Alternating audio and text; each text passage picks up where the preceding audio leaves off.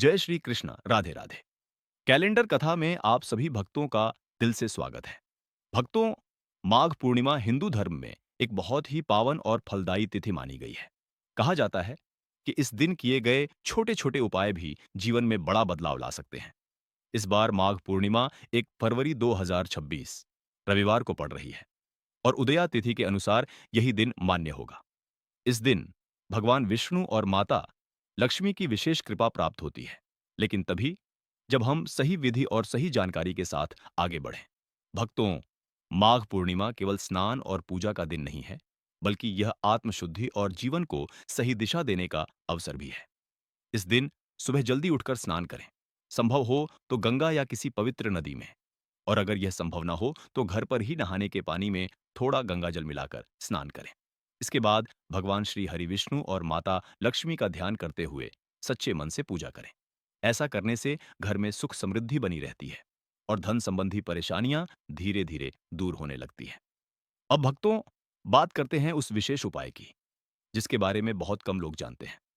माघ पूर्णिमा के दिन एक ऐसी चीज है जिसे हम अक्सर साधारण समझकर नजरअंदाज कर देते हैं, लेकिन सही विधि से उसका प्रयोग जीवन में चमत्कार कर सकता है। हम बात कर रहे हैं दूब घास की। जी हाँ भक्तों, वही दूब घास जिसे हम आमतौर पर बेकार समझ लेते हैं।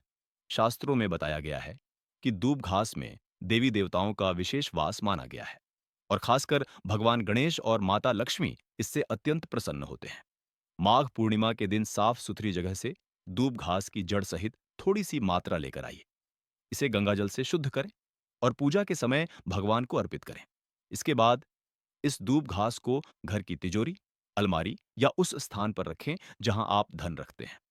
भक्तों, मान्यता है कि ऐसा करने से धन का आवागमन बना रहता है और फिजूल खर्ची पर भी नियंत्रण आता है। लेकिन ध्यान रखिए भक्तों, इस पावन दिन कुछ काम करने की मनाही भी होती है। माघ पूर्णिमा के दिन झूठ, अपशब्द, किसी का अपमान, जरूरत से ज्यादा क्रोध और सात्विक भोजन को छोड़कर तामसिक भोजन का सेवन, इन सब से बचना चाहिए। खासकर सुहागन महिलाएं इन बातों का विशेष ध्यान रखें, क्योंकि यह दिन माता लक्ष्मी से सीधा जुड़ा हुआ माना गया है।